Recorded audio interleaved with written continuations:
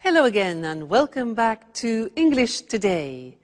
This is DVD 14 and the second DVD of your upper intermediate level.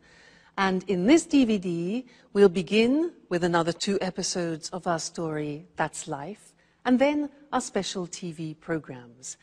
Our cinema expert will be talking about the film Casablanca. And then in our travel section, we'll be talking about ethical travel. Then, in the grammar section, we'll learn more about phrasal verbs, those difficult verbs followed by prepositions. We'll also study the second conditional, and we'll look at some useful language for socializing, okay? So have fun.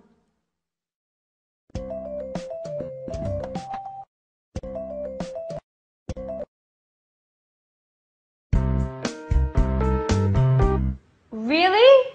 Peter was going to punch Jack? That's right. But luckily I arrived in time. I'm glad I decided to check up on them. Wow. What happened next? Well, Jack and I left, and I think Peter and Sharon carried on with their argument. Wow. Oh, it's a shame I wasn't there. But you knew about Jack and Sharon, didn't you? Well, yes. I found out by chance. I came across a photo of them together while I was cleaning one day. Wow. What an incredible story. Could you stop saying wow? This isn't a film. If it were a film, there would be a happy ending. Well, to tell you the truth, I think this is more exciting than The Bold and the Beautiful. What's going to happen now? I have no idea. If Sharon doesn't go to Japan, I think she and Jack will probably get back together. And how are you getting on? If I were you, I would forget Jack. Oh, don't worry about me. I'll get over him. Good girl. If I were you, I would look after myself. There are other fish in the sea, and you are such a great catch. Thank you, Alice. But to tell you the truth, I'm looking forward to not having a man in my life for a while. Don't say that. I know you're hurt, but what would you do if you met a nice, handsome young man who, by the way, loved cleaning as much as you do? Well, if he loved cleaning as much as I do, I wouldn't let him go. But, you know, men like that are pretty rare. Anyway, getting back to Jack and Sharon, how do you think it will end? Don't worry about that. I'll send you a letter with all the details. And I'm going to miss you, you know. Me too. But I'm happy that you're going to work with your father. Oh, it's great that he wants you to come up with the stories for his films. It's what you really wanted, after all. It's true. It's been such a long time since I got on so well with him. And of course, I can't wait to get on with the new film. I'm so excited about it all. Another star in the family. Miss Dubois conquers Hollywood. Actors and actresses doing their best to impress her. No one can keep up with her. Especially because Mars is in line with Scorpio. And what are you going to do now, Anne? Well, the first thing I'll do is look for a new flatmate so I can carry on living in this apartment. You know how expensive it is. If I had the money, I would live here on my own. But you're not alone. There's Jack. And how long do you think he'll stay here? As soon as Peter leaves, he'll only be looking after Sharon and her apartment.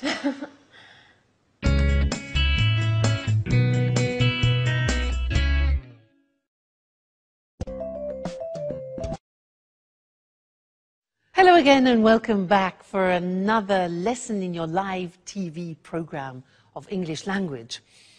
I want to look more closely at the dialogue that they just had because they are using some very interesting verbs called phrasal verbs. Now, a phrasal verb, let me give you an example. I'm glad I decided to check up on them. Now, this is a verb with some prepositions.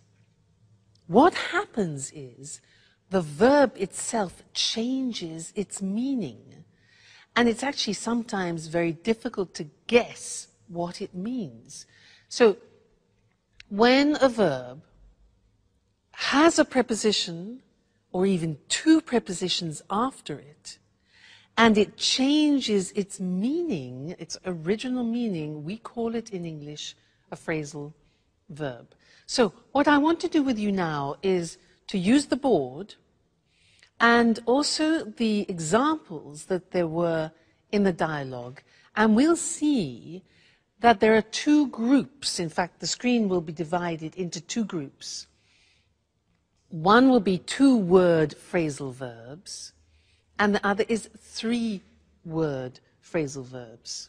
Let me explain a little bit better. For example, Anne said, the example before, I'm glad I decided to check up on them. You see that? To check up on them. Check with two prepositions. Now, this verb, to check up on them, means to look at something more closely, to examine something more in depth. All right, so that is the new meaning. Anne then said, I think Peter and Sharon carried on with their argument. Now, carry usually means this, you pick something up and you carry it. If you add prepositions, so the example here is to carry on, it changes meaning, and carry on here means to continue. So, I think Peter and Sharon carried on with their argument means to continue their argument. All right? So, let's carry on.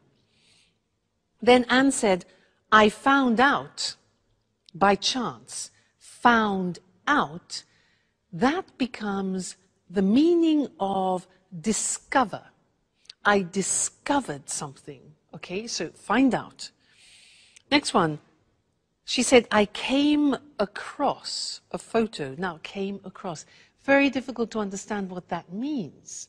Because in this context, to come across, it means to find something or to find someone by chance. She says, I came across a photo of them together while I was cleaning one day. Okay, you see, they're not easy, quite complicated.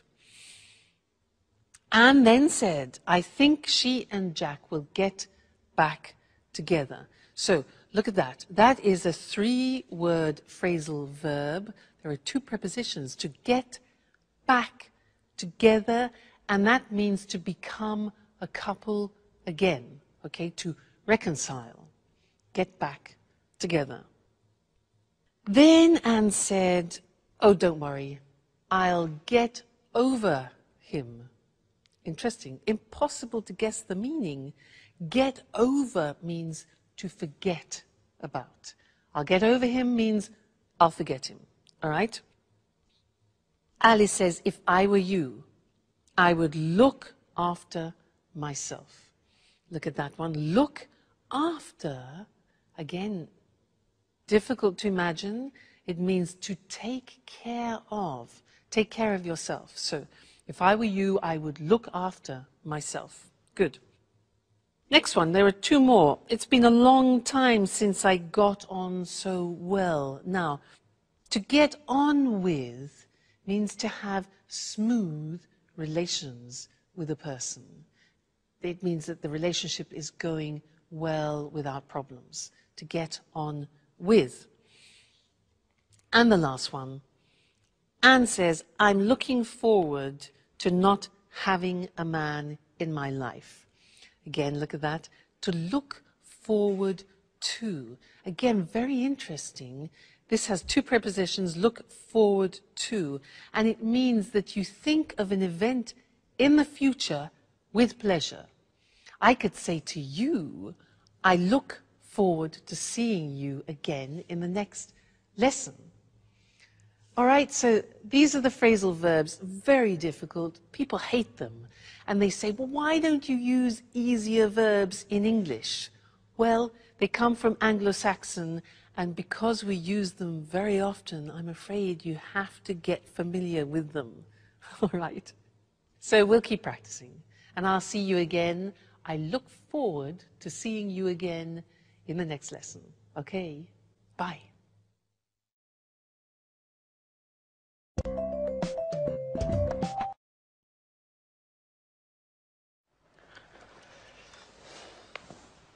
Hi, Sharon.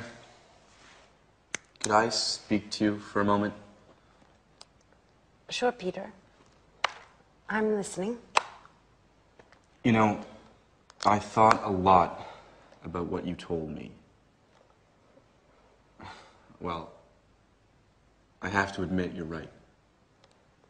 I haven't been paying very much attention to you. I won't be angry if you don't want to stay with me. Oh, Peter. Don't worry about me. Just look forward to your musical.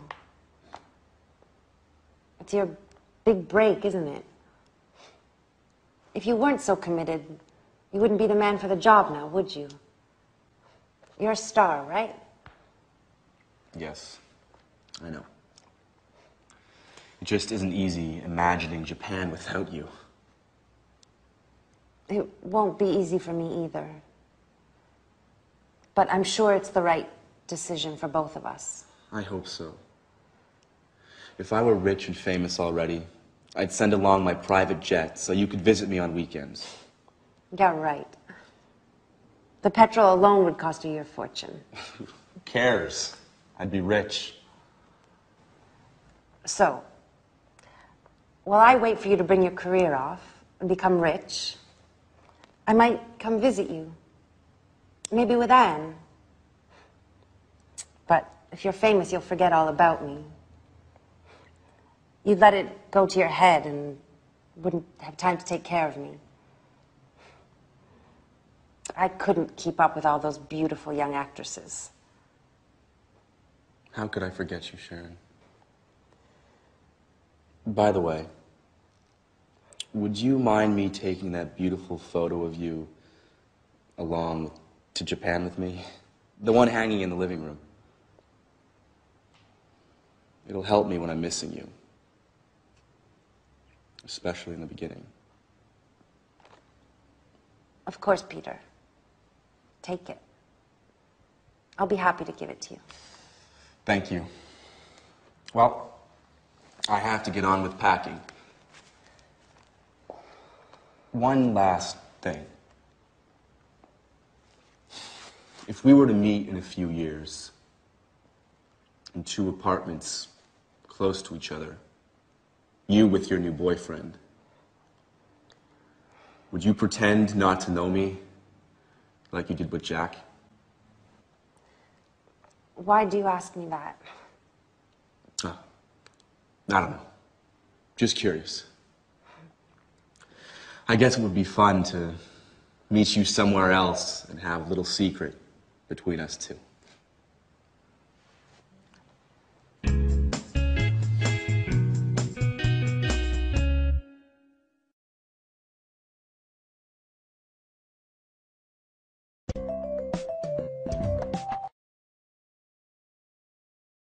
Hello again and welcome back for some more English. Did you hear Peter say to Sharon, if I were rich and famous, I would send along my private jet so she could visit him at weekends? If I were rich and famous, I would send along my private jet? Well, that's a bit improbable, isn't it? But it's useful for us because it means that we can learn another grammatical form, because he was using the second conditional. Remember in another lesson we learnt the first conditional. This one is the second conditional.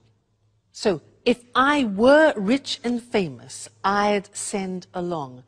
Now, this is unusual because you say to yourself, wait a minute, if I were, that's not right, because I taught you, I was, you were, he, she, it was, we were, you were, they were. How can you say if I were? Well, it's a special grammatical form. It's a subjunctive form, probably the only subjunctive form left in English.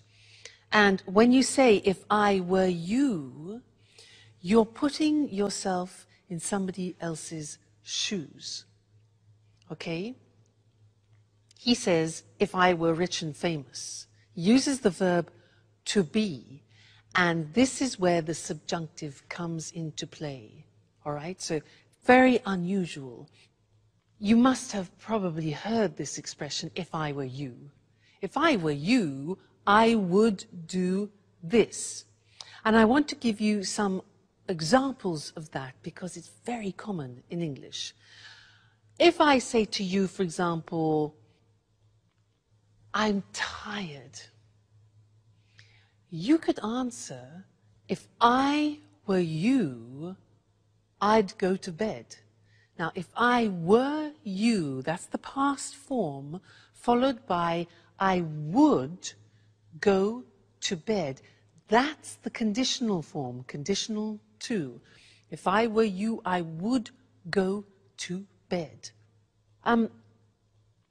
Another example, smoking, yeah? I say, look, I can't stop smoking. I want to stop smoking, but I can't. You could say to me, well, if I were you, I'd go to a hypnotist, for example. One possibility, why not? If I were you, I would. Another example, imagine that I am bitten. Look, Mr. Snake bites me. I've been bitten by a snake. I've been bitten by a snake. You could say to me, well, if I were you, I would suck your blood out. Or, if I were you, I would go immediately to a doctor. So do you see how this works? If I were you, I would. Let's go to the screen now because I want to show you that example and also normal examples of the second conditional. So, we use the second conditional when something is improbable. That's why we use if. Let's look at some normal examples. We have if plus the simple past and then would and the infinitive. So a typical example is, if I won the lottery, win 1-1, I'd buy a house. Yeah. If I won the lottery, I'd buy a house. I would buy a house. It's improbable, but if he didn't smoke, negative, past, negative, he wouldn't need an operation. You see, if plus the simple past in the negative and then would in the negative.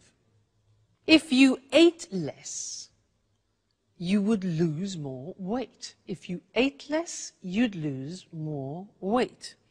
All right, so those are normal examples of the hypothetical situations of the second conditional. And now let's get back to the example I did with you. If I were rich and famous, remember that? If I were. In the episode it was, if he were rich and famous, he'd send an airplane to Sharon. Okay? If I were you, I would forget Jack. If I were you, I would forget Jack. If I were you, I would continue studying with me and English today, if I were you. All right, so that's the second conditional for you. There are three. We've studied number one, we've studied number two, and later on we'll see number three too. Okay? So, goodbye for now. Bye.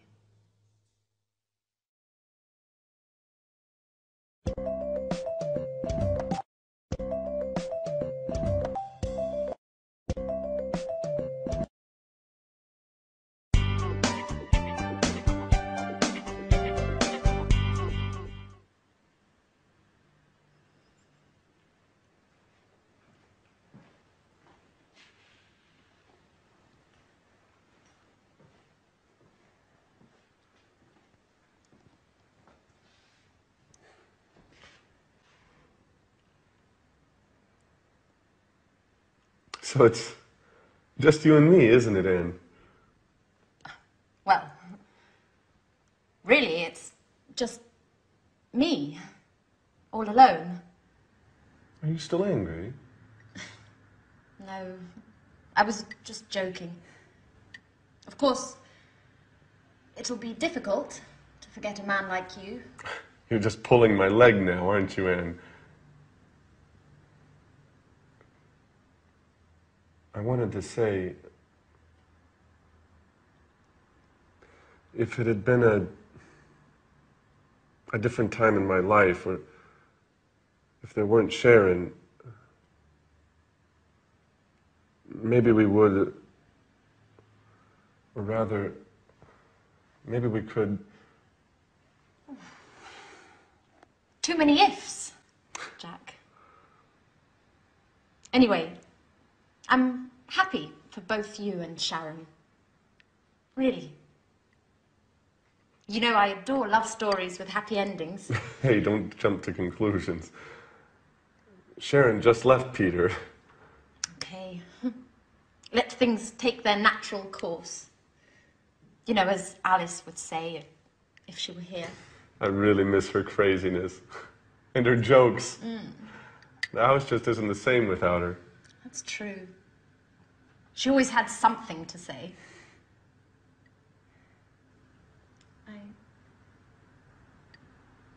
I miss so many things. Like Peter. I even miss his singing exercises. But they were awful. Our poor ears. I know, but I was used to them. By the way, how did things turn out in the end between you two? Pretty well. Well, we had a long talk, and he understood it really wasn't my fault, that it was inevitable. Peter was just too involved with his career to notice Sharon's needs and desires. Let's just say I took advantage of their situation. I'd say so. You've never missed a chance like that in your life, have you? It's late. I have to go. I'm late as usual. By the way, Sharon and I are going to see a film tonight. Would you like to come? Thanks for the invitation, Jack.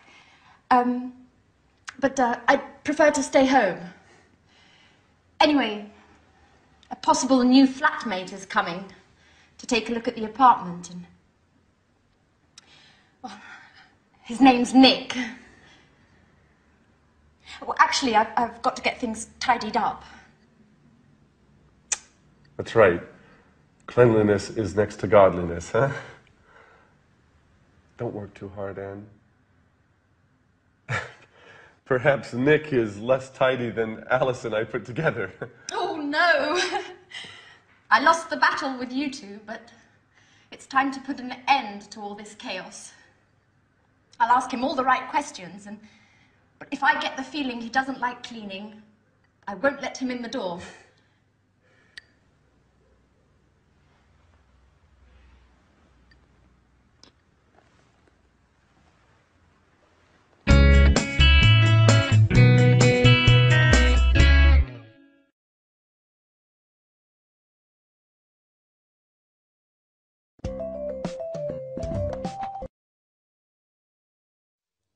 Hello again, everyone.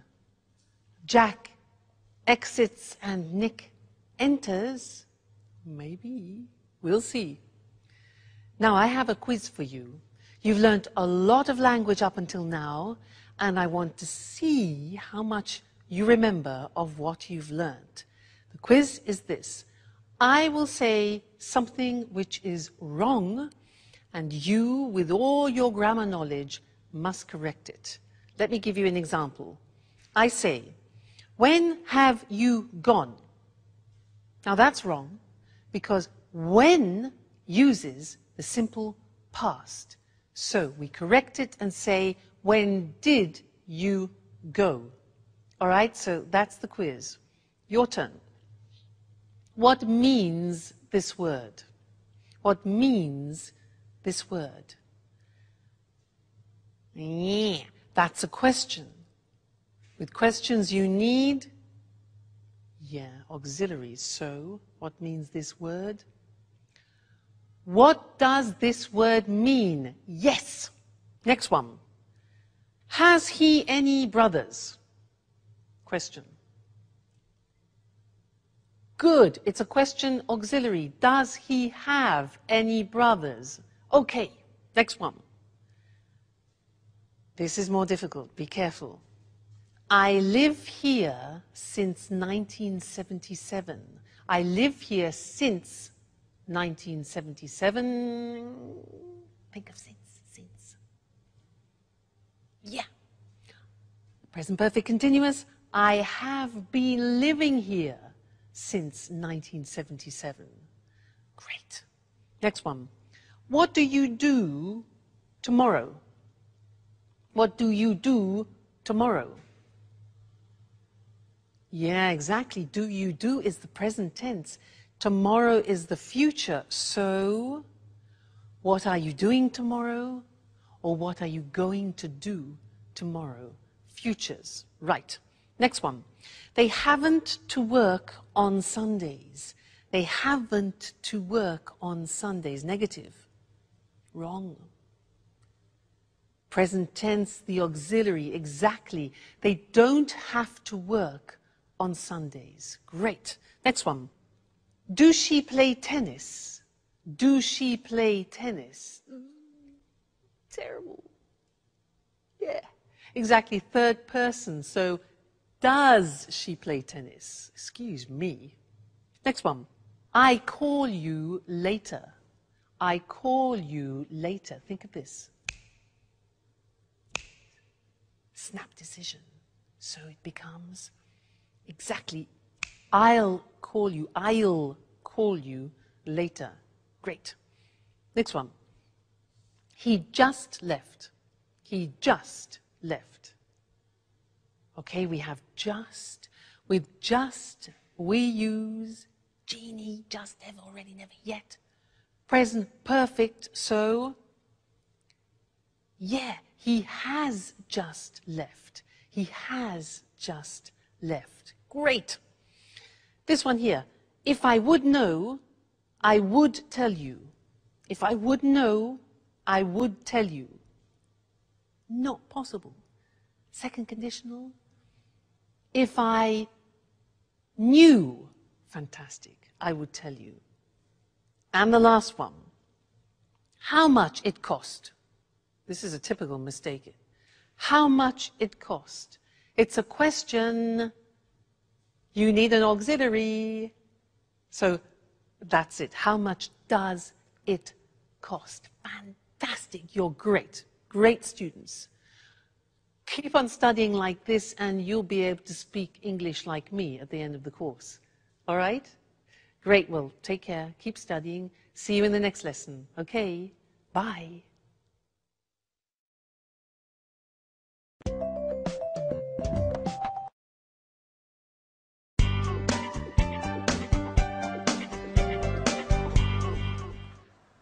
Good evening. My name's Nick. How do you do? How do you do, Nick? My name's Anne. It's a pleasure to meet you. The pleasure's all mine. So this is the apartment. It's very beautiful. It's so clean and tidy. I love cleanliness. I'd even say that I'm a maniac for cleaning. Really? Well, yes. My friends give me a hard time. They say that I'm the mommy of the group. Is that so? My friends say the same thing about me. Well, there's another thing, Anne. To tell you the truth, it's a little embarrassing. I have another hobby which I adore. What would that be? Well, I just adore cooking. In fact, could I take a look at the kitchen? Are you okay, Anne? What? The kitchen. Do you think you could show me the kitchen? Oh, I'm sorry. It's just that, well, I love cooking. Fantastic. That way we can experiment and try out new dishes together, okay? So, where is it? Right. The kitchen is in there.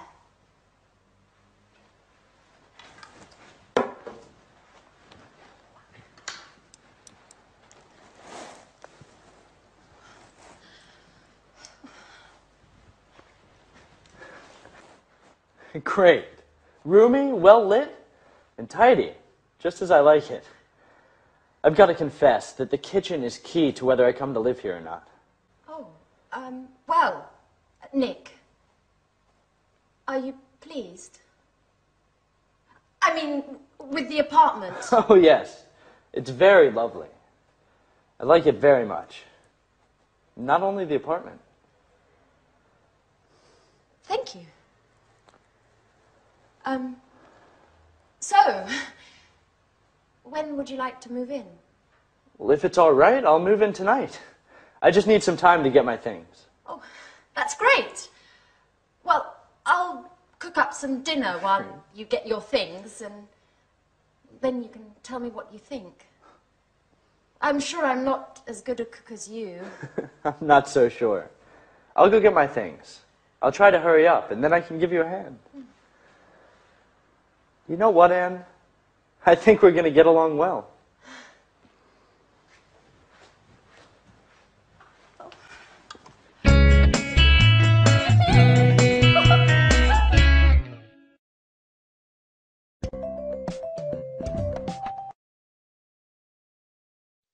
So Anne and Nick cleaned happily ever after.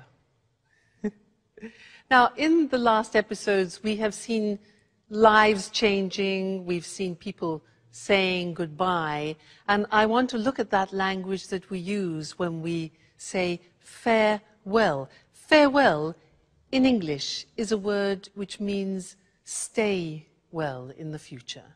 So let's look at some of the language we can use. We heard, I'm sorry to see you go, and also, I'm going to miss you.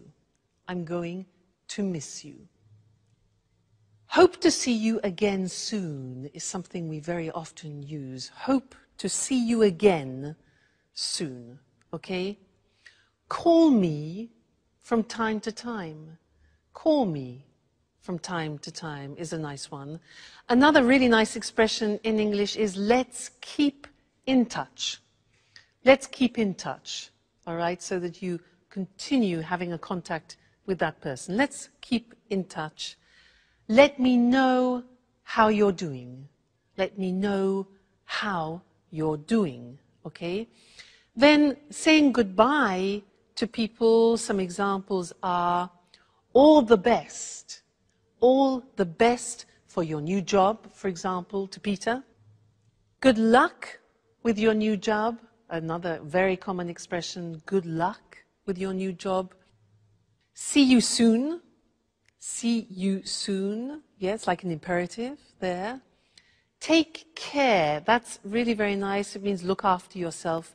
Look after yourself or take care. Then safe journey. Now that's when people are leaving by car or by plane or by train. Safe journey. And you're wishing that they have no problems. Then goodbye. or more informally, bye. Cheers, which is something that we use a lot in England, and we also use it when you're drinking with someone. Cheers, also for goodbye. Cheers. And we also use the Italian form ciao. So, bye, cheers, and ciao until our next lesson, where we'll be doing some more English language. Ciao.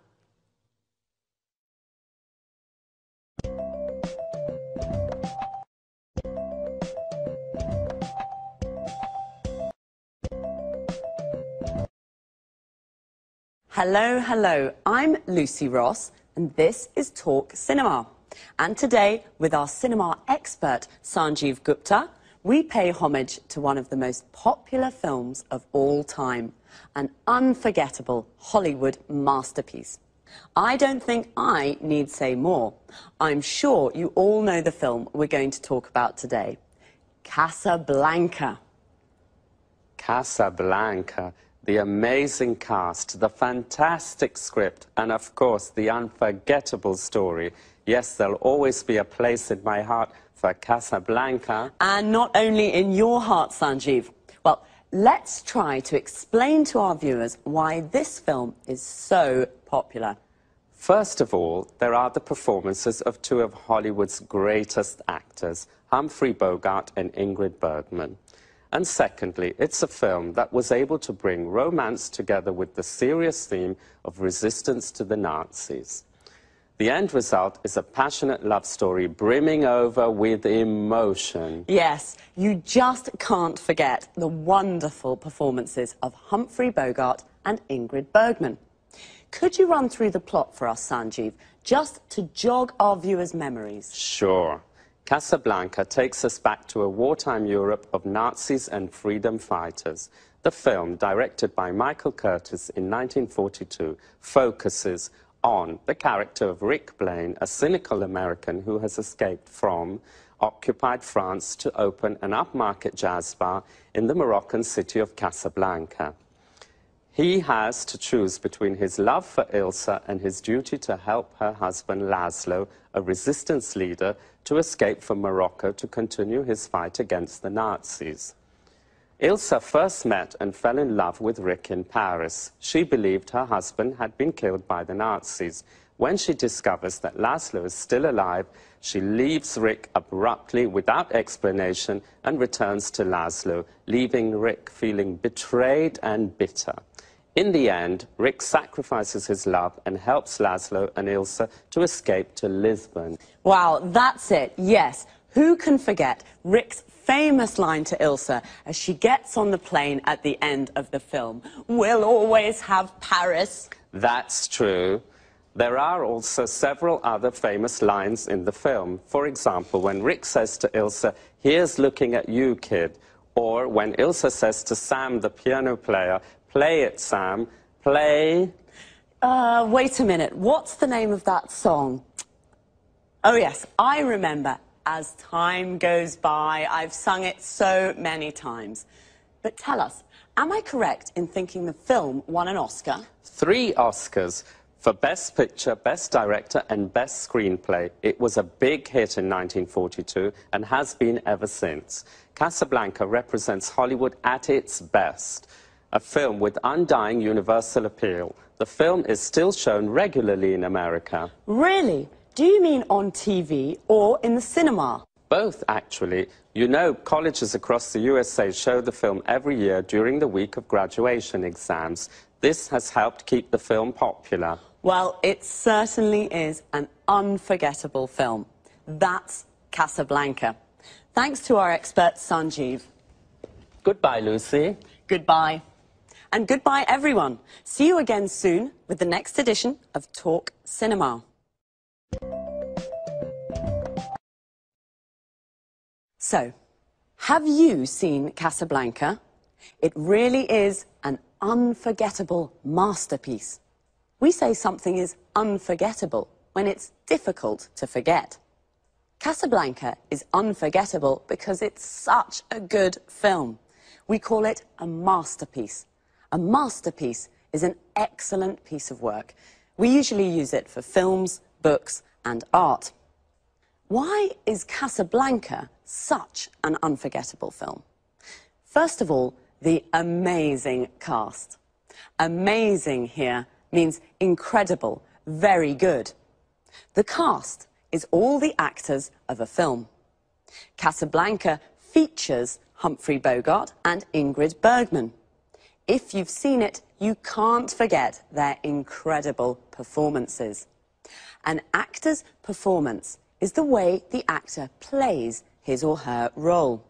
Secondly, the script. The script is the text of a film or a play. In fact, Casablanca won 3 Oscars, one for the best screenplay. The screenplay is another word for the script. It won Best Director. The director was Michael Curtiz. We say it was directed by Michael Curtiz. And it won Best Picture. Best Picture means best film. I'll quickly run through the plot to jog your memories. What does all that mean?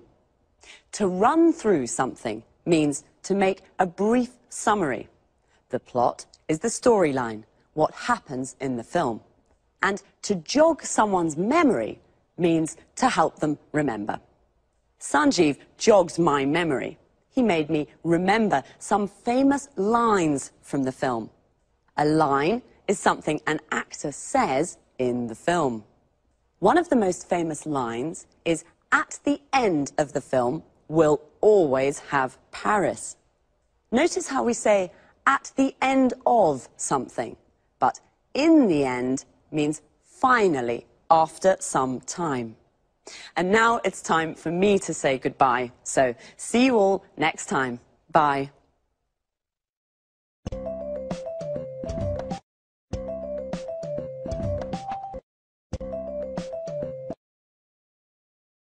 Good morning and welcome to this week's edition of the Travel Programme.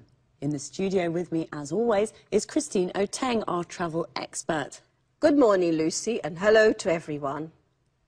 Are you dreaming of your next holiday? You can't wait to get away from it all. Thinking of going to an exotic, tropical destination? Well, let's have a look at some suggestions that will make your travels more rewarding and help local people too. So, over to you, Christine. Thanks, Lucy. Well, the golden rule for a true traveller is to respect the culture and environment of the country you're visiting. This is why I want to talk today about ethical travel. I'm not talking here about a weekend in Paris or a week on a Greek island, but more about tourism to more distant locations in poor, developing countries. Ethical travel is all about what to do when you're on holiday in one of these countries. Can you give an example? Sure. To start with, before you leave home, try to choose a travel company that gives part of its profits to a fund that supports local community projects. You know, with traditional tourism, only a very small percentage of the income generated by visitors actually goes to local people. Most of the money that tourists spend goes to multinational companies. Usually, these companies take their profits out of the country and do very little to help local communities and the local environment. You're right. The tourist industry can be a very cutthroat business. So, do you have any other suggestions on how we can travel ethically? Sure. Choose a resort that is built with local materials in the local style, or stay in local family-run hotels. Shop and eat where local people do. Use public transport and try to learn a few words of the language before you leave home. The only way to really get to know a country is to get in touch with local people. So, it can be useful to read up on the place you're going to visit and its culture before you leave home. Of course, tourists usually see the local culture as something colourful and exotic without really understanding it very well. It's important, though, to learn about local traditions and to respect them. Do this and your holiday will be much more rewarding experience. One more thing. Do remember to always ask before taking photos. And what about shopping? Is this against the concept of ethical travel? Absolutely not. Shopping's always fun, but do use your head when shopping. I mean, try to buy souvenirs from local markets and always pay a fair price for goods. Bargaining's fine, but don't beat the locals down too much. One important thing, never buy souvenirs made from endangered species. This is illegal and damages the local ecosystem. Fine. So an ethical traveller is a responsible tourist who knows how to combine the joys of travelling with a respect for the local culture and environment. Any more advice for us, Christine? Yes, just one last thing. Follow these suggestions and your travels will be a lot more rewarding and much more fun. I'm sure they will be. Well, thanks, Christine, for your really useful tips on how to be an ethical traveller. Well, that's all we have time for today, so goodbye, Christine. Goodbye to all travellers, and remember, travel ethically and enjoy your holidays more. See you soon with another edition of the Travel Programme. Goodbye. Well, I can't wait to get away from it all. I can't wait is an expression that means you're looking forward to something. To get away from it all means to have a holiday and leave your daily life behind. Today, Christine gave us some tips on how to be an ethical traveller. A tip is a piece of advice, a suggestion. First of all, what is ethical travel? It's travel that respects the local culture and environment. Local means from a specific place. For example, the local people are the people that live in a place, and the local culture is the culture from that place. The environment is the world that surrounds us, all the social, physical and cultural conditions of a place. Christine gave us a golden rule, a rule that should not be broken. The golden rule for an ethical traveller is, in fact, to respect the local culture and environment. She also suggested choosing a travel company that gives some of its profit to local communities. A community is a group of people living in the same area. A travel company is a company that organises tours to various parts of the world. And you should read up on the place you want to visit. To read up on something means to research and get information about something. The best place to stay is in a family-run hotel. Family-run means it's owned and managed by a family. And when you go shopping in a market, bargaining is okay. To bargain means to decide the price with the seller. If something costs $20, you bargain to pay $15. But don't beat the locals down too much. To beat someone down means to force them to reduce the price of something. That's all for this week. See you again soon.